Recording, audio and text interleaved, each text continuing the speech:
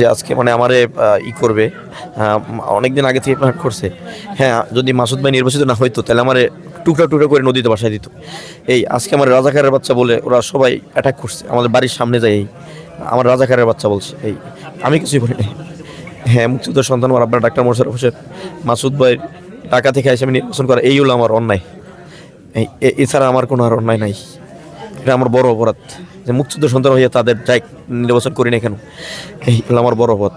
যে বিষয়টা হচ্ছে যে আপনার 12 তারিখে যে নির্বাচন অনুষ্ঠিত হয়েছে, নির্বাচনে পিরোজপুরের সর্বস্তরের মানুষ আল্লামা দেওয়ার হোসেন সাইদুর রহমুল্লাহর সুযোগ্য সন্তান জনাব আলহাজ মাসুদ সাইদির সপক্ষে তারা তাদের মত প্রকাশ করেছে দাঁড়িপাল্লার প্রতীকের পক্ষে, এবং আল্লাহ রাব্বুল আলামিনের বিশেষ মেহেরবানিতে আমরা এখানে বিজয় লাভ করেছি। পাঞ্জাবের জগতে একটি বিশ্বস্ত নাম শাবাব এথনিক ওয়্যার।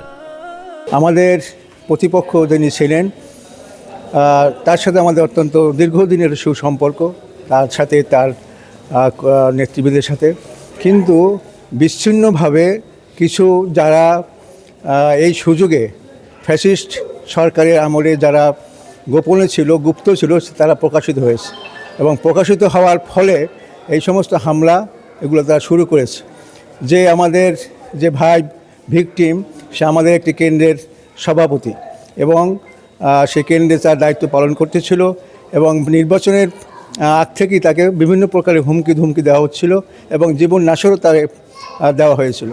কিন্তু অত্যন্ত তিনি একজন মুক্তিযোদ্ধার সন্তান, কিন্তু আজকে যখন হামলা করা হয়েছে তাকে বলা হয়েছে রাজাকার হিসেবে তা আখ্যায়িত করে তার উপরে হামলা করা হয়েছে, এবং চাপা মার দেওয়া হয়েছে, এবং মাথায় উপর্যুপুতে আঘাত করা হয়েছে, এবং আজকে এখন সে সম্পূর্ণ অসুস্থ অবস্থায় আছে, চিকিৎসাধীন অবস্থায় আছে। আমরা এটার প্রতিকার চাচ্ছি, আমরা এর প্রতিশোধে বিশ্বাসী না, যেহেতু আমরা এখানে বিজয়ী।